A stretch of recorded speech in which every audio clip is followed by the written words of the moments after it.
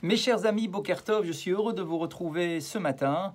Nous sommes jeudi, 35e jour du Homer, et je voudrais que ce cours soit dédié pour l'élévation de la Neshama de Lucienne Sena Bat Marie, dont nous commémorons aujourd'hui la Haskara, ainsi que de Nissim ben Laetitia Azogi, Chaim Yaakov ben Esther Lydia Isti, Shalom ben Yehuda Ganem, André Victor Chai ben Eliaou, Meir Chai ben Avraham Cohen, Zora Georgette bat Esther, Félix Adani ben Emma Simcha, Yosef ben Chana Flak, Marcel Mesod ben Simi, Zouira Rose bat Simcha, Yehuda ben Penina, Eli ben Chana ben Shimoun, Yosef ben Shalom, Aaron ben Solika, Nina bat Kati Matzliach, Lebet Politi, Léa Rivka bat Rachel, Henri Aaron ben Raphaël Matatia, Chai Victor ben Yakuta, Roger Chai Baruch, Ben Avraham Koskas, Yehuda Baralia, Avraham ben David ve Esther, Pinchas ben Shemuel a Cohen, Mesod ben Mimoun ve Johar, Yitzhak Cohen ben Rachel, Rav Reuven Mesod ben Esther Hamou, Yosef ben Esther Tebol, Mordechai ben Chana Asoulin, Claudine Hamsa Michal bat Simcha,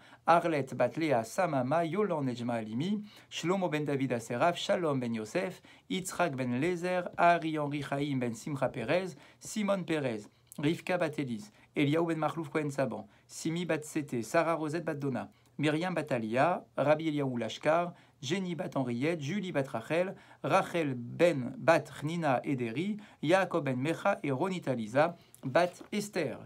Et je voudrais également dédier ce cours pour la Refoua Shelema de tous nos malades, Yoel ben Mesoda Atia, Chaim Marlouf ben Atouada, Yaakov ben Mesoda, Léana bat Léa, Céline Rachel bat Janine Chana, Esther bat Baya, Raphaël ben Chana, Yom Tov ben Chaya, Marlouf ben Yona, Uriel ben Yvonne Chaya Amar, Binyamin ben Yitzhak, Mesoda bat Bela, Mesoda bat Juliette Sarfati, Shimon ben Marlouf, Dvora bat Aziza, Eliaou ben Doli Zouira, Avraham ben Mesodia Feriat, Yehuda ben Avraham Narboni, Yaakov ben Shlomo Aserav, Dorit Dvora bat Edith, Yosef ben Aïcha, David ben Eli, Chanita bat Zaïza, David ben Rachma, Solika bat Alia Meloul, Mesodi bat Solika Toledano, Dina bat Esther, Shlomo ben Esther, Kamika Mouna Azoulé bat Marie, Moshe ben Mordechai, Raphaël ben Chana, Evelyne bat Rivka, Myriam bat Chaya, Matatia ou ben Brendel, Denise bat Olga, Elia ou ben Marcel Maïssa, David ben Zora Wanounou, Avraham ben Sultana ben Amou et son épouse Mesoda,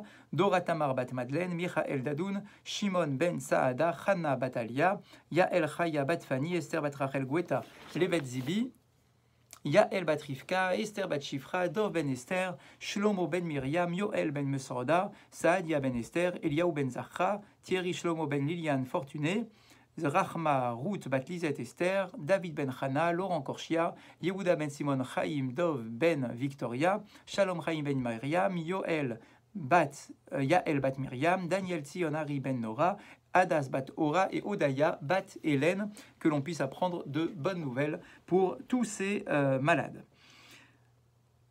On nous propose ce matin un enseignement sur la paracha de la semaine tiré du Midrash. Paracha de Béhar, Bitrilata, la paracha de Béhar au début, Oseket be mitzvah tashmita. Comme vous le savez, c'est la mitzvah qui vient nous parler de la Shemitah. La Shemitah, c'est l'année durant laquelle nous n'avons pas le droit ni de travailler, ni de faire du commerce avec notre terre, avec notre récolte. C'est une année qui est considérée comme étant une année shabbatique, en l'honneur d'Akadosh Baruch Hu, durant laquelle je montre que je ne suis pas le propriétaire de la terre, et encore moins le propriétaire de la terre d'Israël. La terre d'Israël appartient à Dieu, c'est lui qui me la confie, mais encore faut-il que je puisse respecter les règles qu'il m'impose vis-à-vis du lien qui doit exister entre moi et ma terre. Mitzvah al kol Yehudi. Donc, il est écrit pour tout juif, Baal Karka Beret Israël, qui soit maître, propriétaire en tout cas, d'une parcelle de terre en Eretz Israël, les Hashbit et Anmato, de laisser se reposer sa terre, Achat et Sheva Shanim, une fois tous les 7 ans, la Shemitah velo la Avodba. Donc ça sera une année de Shemitah, pendant laquelle il n'aura pas le droit de la travailler, Lola Charosh, pas le droit de labourer, Lo Lizroa, ni de semer, Velo Liktsor, et Yevula, ni de moissonner. Ou Yitzmar Yehefker, les Cholman Debae, et effectivement l'autre sujet qui est extrêmement important sur la Shemitah, non seulement je n'ai pas le droit de faire du commerce avec les fruits de la Shemitah, la récolte de la Shemitah, mais en plus de cela, mon champ est considéré comme hefker. C'est-à-dire que je ne suis plus le propriétaire de ma parcelle de terre, j'aurai l'obligation de mettre un panneau sur lequel il sera écrit à l'entrée de mon champ, hefker, c'est-à-dire que toute personne qui souhaite aura l'autorisation de pénétrer à l'intérieur de mon champ, de mon verger, pour se servir sans abîmer, sans prendre des tonnes, mais tout le monde aura le droit de venir se servir, le riche comme le pauvre. C'est effectivement une possibilité de donner de la nourriture à tout le monde, puisqu'il n'y aura plus cette différence sociale entre ceux qui sont les propriétaires et ceux qui ne sont pas propriétaires. Mais Pétar prouté dîner mitzvazo moudgash. Et il y a peut-être l'enseignement le plus célèbre qui est présenté sur le début de la paracha de la semaine. Vaïdaber Hachem el Moshe Behar Sinaï, il est mort. Donc, je répète la traduction du coup du verset qui va être à l'introduction de toutes les halachot sur la Shemitah. Vaïdaber Hachem el Moshe. Hachem s'adresse à Moshe, Behar Sinaï, alors qu'il est sur le mont Sinaï, les morts, en lui disant Daber el Bene Israël, dit aux enfants d'Israël, Kita vo'uel haaretz, lorsque vous arriverez sur la terre, Asher ani noten lachem, que je vous offre, Veshavta haaretz Shabbat lachem, la terre devra se reposer un Shabbat en l'honneur de Dieu, Shesh shanim tizra sadecha, durant 6 années, tu auras le droit d'ensemencer ton champ, Veshesh shanim tizmor karmecha, et pendant 6 années, tu auras le droit de faire des vendanges sur tes vignes, Ve'asafta et tevoata, et de récolter tout ce que tu en as besoin. Uvashana sheviit, par contre, la 7e année, tout cela sera interdit. Bien, c'est le verset donc qui vient résumer tout ce que je vous ai expliqué en introduction. Et la question donc la plus célèbre est la suivante. Ma inyan shmita le'ar Sinaï. Nos chachamim nous font remarquer que dans ce verset, on met en évidence Vaïdaber Hachem el Moshe, comme d'habitude, Dieu s'adresse à Moshe, mais on rajoute quelque chose. Behar Sinaï, sur le mont Sinaï, en lui disant tout ce qui suit par la suite pour la loi de la Shemitah. Et nos commentateurs nous disent pourquoi avons-nous besoin de préciser Behar Sinaï, sur le mont Sinaï, que Dieu s'adresse à Moshe sur le mont Sinaï. Pourquoi nous le préciser? Ça semble évident. Et en plus, on ne le dit pas sur les autres mitzvot. Eze Meser Rotsa HaTorah Lelamedenu, quel est le message que la Torah veut nous transmettre? Pourquoi est-ce que la Torah veut absolument insister en créant un lien entre le mont Sinaï, c'est-à-dire le don de la Torah, concrètement quand on parle du mont Sinaï, c'est tout de suite lié au don de la Torah. Pourquoi est-ce que la Torah insiste tant pour nous dire que la mitzvah de la Shemitah est reliée au don de la Torah? Harikola mitzvot ne'emru behar Sinaï. A priori, toutes les mitzvot sont données sur le mont Sinaï. Quand Dieu a donné la Torah, eh bien, il a donné la Torah avec les 613 commandements. Donc, pourquoi insister spécifiquement pour la Shemitah en nous disant « Ah, la Shemitah, ça a été donné sur le mont Sinaï ». Et là, voici la réponse que nous connaissons aussi bien que la question. « Retzonam lelamedenu » on veut nous faire comprendre et nous enseigner « Ki keshem shebehar Sinaï » L'onitena mitzvat shmita beofen klali bilvad, et la alkol peratea vidikdukea, car gam kol mitzvot atora nemru besinai mipi Hashem im kol peratehen usifehen. De la même façon que la mitzvah de la Shemitah est présentée dans la Torah, comme vous pouvez le voir, avec non seulement le principe général, mais aussi avec les précisions, les détails d'application de cette mitzvah. On sait pratiquement tout sur la mitzvah de la Shemitah en lisant la paracha de la semaine. Eh bien, on veut nous dire, de la même façon que la mitzvah de la Shemitah a été donnée avec tous ces détails dans la présentation globale, ainsi, comme dans la présentation détaillée de toutes les précisions de cette mitzvah, eh bien, il en est de même pour toutes les autres mitzvot qui ont été données sur le mont Sinaï, c'est-à-dire au moment du don de la Torah. Au moment du don de la Torah, ne crois pas que Dieu t'a simplement donné les têtes de chapitre. Dieu nous a donné à expliquer à Moshe tous les détails de toutes les 613 mitzvot qui ont été transmises au moment du don de la Torah. Tout a été donné clairement à Moshe Rabbeinu, dans la globalité et dans les détails. Ne crois pas que c'est seulement la mitzvah de la Shemitah qui a été donnée avec tous ces détails. Toutes les autres mitzvot ont été données sous le même modèle. Des fois, ce n'est pas écrit dans la Torah de manière aussi explicite que pour la Shemitah, aussi clair que pour la Shemitah. Mais sache, voilà le message que je veux te donner. La Shemitah a été donnée au mont Sinaï, sous-entendu, il existe un lien entre la mitzvah de la Shemitah et les autres mitzvot qui ont été donnés sur le mont Sinaï, lequel, eh bien, la Shemitah a été donnée dans tous ses détails sur le mont Sinaï. De la même façon, les autres mitzvot ont été donnés avec tous leurs détails sur le mont Sinaï. Yedi Azo Chashuva Beyoter. Et nos maîtres nous disent, cette information est capitale. Kol prat shel kol mitzvah nimsar mipi Hashem be'atzmo. Les moindres détails de toutes les mitzvot, tout a été donné de la bouche d'Akadosh Baruch Hu. Zeu yesod ikroni bedatenu. C'est vraiment un principe de base, majeur, fondateur de l'histoire juive. C'est-à-dire, ne crois pas que Moshe Rabbeinu a inventé la mise en application de telle ou telle mitzvah parce qu'on n'avait pas suffisamment de détails, parce qu'il ne le savait pas, parce que Dieu ne lui avait pas expliqué. En réalité, tout était clair dans la tête de Moshe. Il n'a pas eu besoin d'inventer quoi que ce soit pour mettre en application les mitzvot donnés par la Torah. Il était sur le mont Sinaï pendant 40 jours, 40 nuits. Pendant les 40 jours, 40 nuits sur le mont Sinaï, Dieu lui a tout transmis à l'oral, les principes et les détails d'application de chaque mitzvah. Comme pour la Shemitah. La Shemitah, la Torah prend le temps d'écrire tous les détails. Pour les autres mitzvot, même si la Torah ne prend pas le soin de nous préciser tout à l'écrit, sache que Moshe a tout reçu sur le mont Sinaï de la même façon, avec les moindres détails. Tout ça est très bien. Et effectivement, c'est très important. Béram, cependant, Yesh le Havin, on a quand même une chose à comprendre. Madoua nifrara dafka mitzvat hashmita ke dugma lekar. Donc on comprend que finalement la Shemitah a été utilisée comme étant le prototype de toutes les autres mitzvot. On a un exemple. La Torah te donne un exemple qui est clair, qui est explicite, c'est celui de la Shemitah, où on t'a donné le principe de base, on t'a donné les moindres détails d'application, et on te dit, à partir de la Shemitah, tu vas apprendre pour toutes les autres mitzvot que ça a été donné de la même façon. Et la question, elle est évidente. Pourquoi est-ce que c'est la Shemitah qui a été choisie comme modèle pour tous les autres commandements de la Torah? C'est-à-dire que cette mitzvah-là, très bien, mais on aurait pu dire la même chose sur les tefilines, on aurait pu dire la même chose sur le Shabbat, on aurait bien voulu.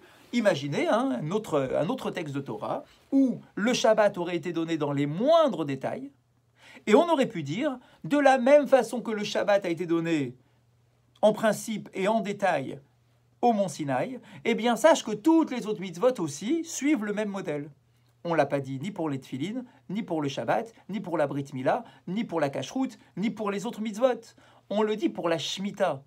Pourquoi, lorsqu'il faut choisir un exemple, lorsque la Torah veut donner un modèle, pourquoi est-ce que c'est la Shemitah qui est employée, pourquoi c'est la mitzvah de la Shemitah qui est utilisée pour nous faire comprendre que toutes les autres mitzvot aussi ont été données sur le mont Sinaï. Yeshefo Meser Meyuchad Bekar. Bien évidemment, il doit y avoir ici un message à rechercher. Et voilà ce que nous dit le Ben Ishraï sur le sujet.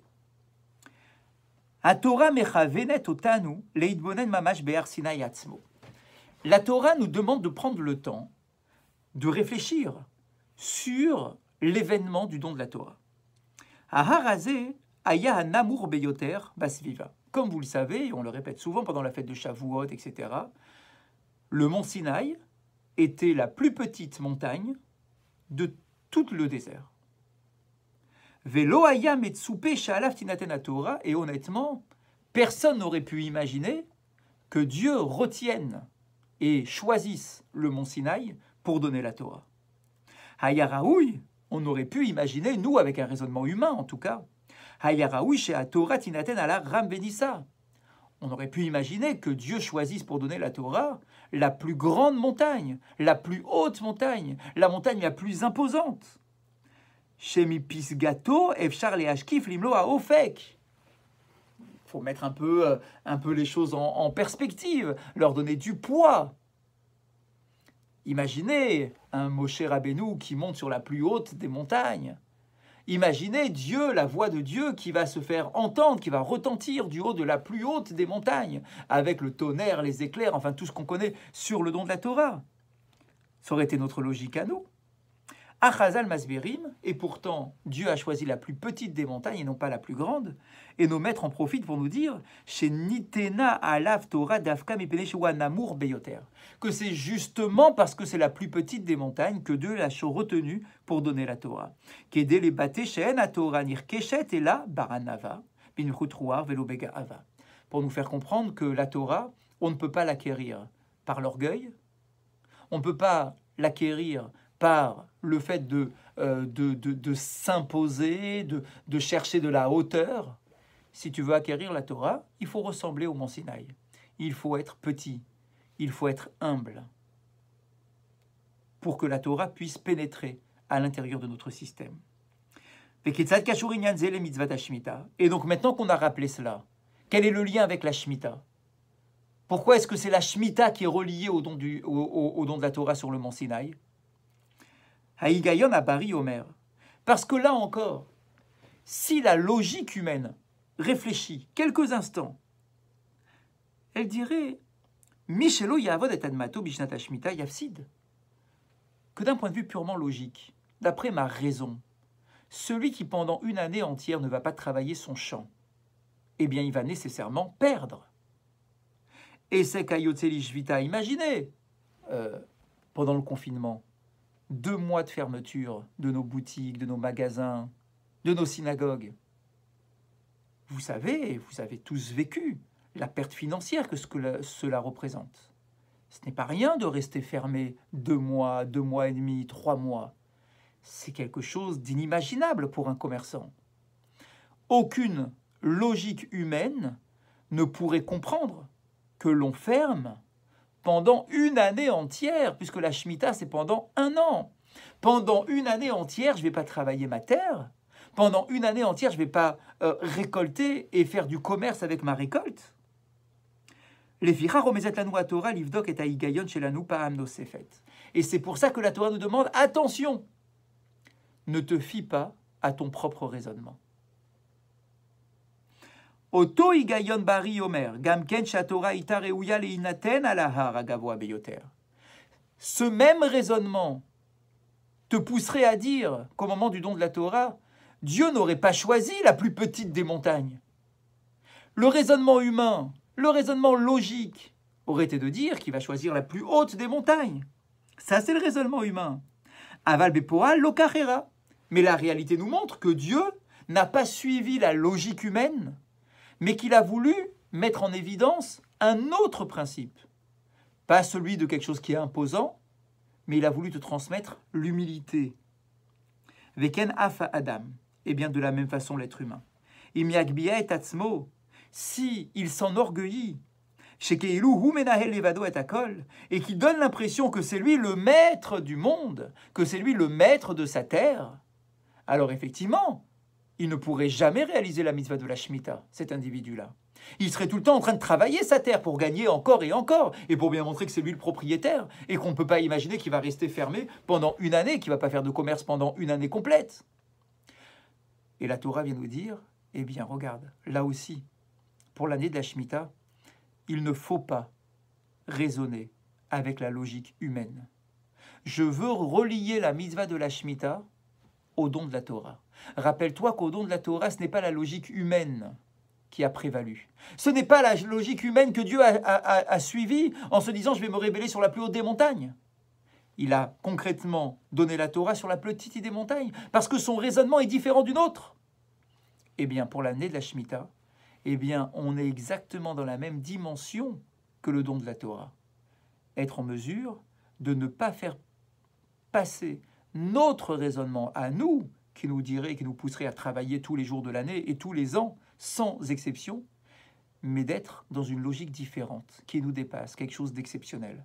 La logique d'Akadosh Baruch Hu, la volonté d'Hachem, qui nous ordonne de respecter la Shemitah et de ne pas travailler pendant une année. Et nos commentateurs rajoute en nous disant, si tu veux raisonner comme un être humain et suivre ta raison et suivre ta logique, alors sache que ta vie va être dirigée par la nature, par ce qui est logique.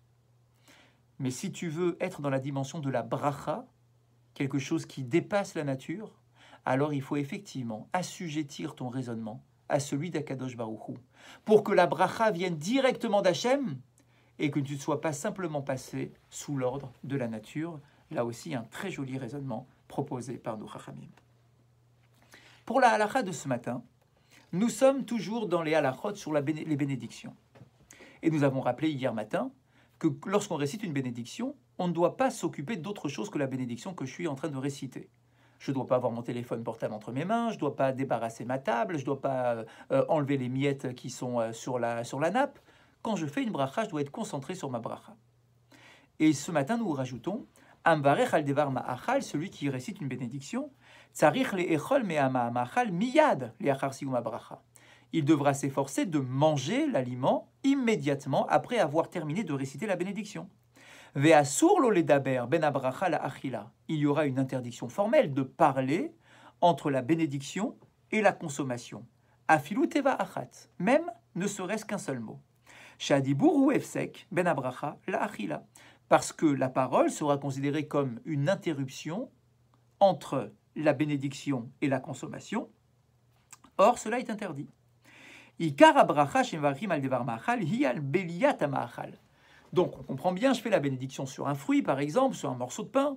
Il faut que je mange immédiatement, avant de pouvoir parler. Maintenant, la question que l'on peut poser, c'est de savoir, bon, je n'ai pas le droit de parler tant que je n'ai pas mangé, mais est-ce que, à partir du moment où l'aliment est dans ma bouche, est-ce que je peux déjà parler ou je dois attendre d'avaler l'aliment? Eh bien, la halakha nous dit, il ne faut pas se contenter d'avoir l'aliment dans la bouche pour commencer à parler, mais il faut normalement attendre d'avoir avalé de cet aliment pour pouvoir commencer à parler. Alken, amvarech al devar ma'achal lo yedaber ad leachar sheboleya me'ama'achal sheochel. C'est pour cela qu'on devra s'efforcer, c'est pareil pour le motzi comme pour les autres aliments. Attendons d'avaler, de commencer à avaler l'aliment avant de pouvoir commencer à parler. Amvarech al devar ma'achal vekodem shetoa mimenu shomeya et ravero shemesayim levarer bracha kol shehi lo yane amen achar bichet ravero kedei shelo yafsik ben abracha la'achila. Imaginez, je suis en train de faire ma bracha, je suis sur le point de manger, et puis avant, donc j'ai terminé ma bénédiction, mais je n'ai pas encore consommé l'aliment, et voilà que mon voisin qui est à côté de moi, lui, a un peu d'avance sur moi, et il a déjà terminé sa bénédiction. Est-ce que j'aurai le droit de répondre Amen à sa bénédiction entre la fin de ma bénédiction et le début de ma consommation? La halakha nous dit non, je ne dois pas m'interrompre. Moi, je suis dans un système, j'ai commencé ma bénédiction, je ne dois pas m'interrompre, même pour répondre Amen, je ne dois pas m'interrompre jusqu'à avoir avalé un petit peu de cet aliment. A posteriori, bediavad, si jamais j'ai parlé entre la fin de ma bénédiction et la consommation, alors, si cette parole n'a rien à voir avec ma consommation, alors je devrais recommencer la bénédiction, carrément. La bénédiction n'est pas validée. Par contre, si la parole que je prononce est liée à ma consommation, alors là, je n'aurai pas besoin de recommencer la bénédiction. L'exemple le plus connu, lorsque vous faites le motzi, vous avez terminé le motzi, vous apercevez que vous avez oublié de mettre le sel sur la table, et vous avez fini la bénédiction et vous dites « le sel ?» pour qu'on vous passe le sel. Dans ce cas-là, ce ne sera pas considéré comme une interruption, ce n'est pas l'idéal. Vaut mieux éviter de le faire, mais si jamais quelqu'un l'a fait, il pourra consommer l'aliment sans avoir besoin de recommencer sa bénédiction. Je vous souhaite de passer une très bonne journée et nous nous retrouvons, si Dieu veut, ce soir. Et je vous rappelle que le dimanche avant Shavuot, nous allons organiser un Yom HaTorah, une grande journée d'étude de la Torah avec de très grandes interventions. Je vous donnerai les détails au fur et à mesure, mais retenez déjà, le dimanche avant Shavuot, retenez et réservez votre journée chez vous à la maison, bien évidemment, pour avoir des très grands cours de Torah pour la préparation à la fête de Shavuot. Bonne journée à vous tous.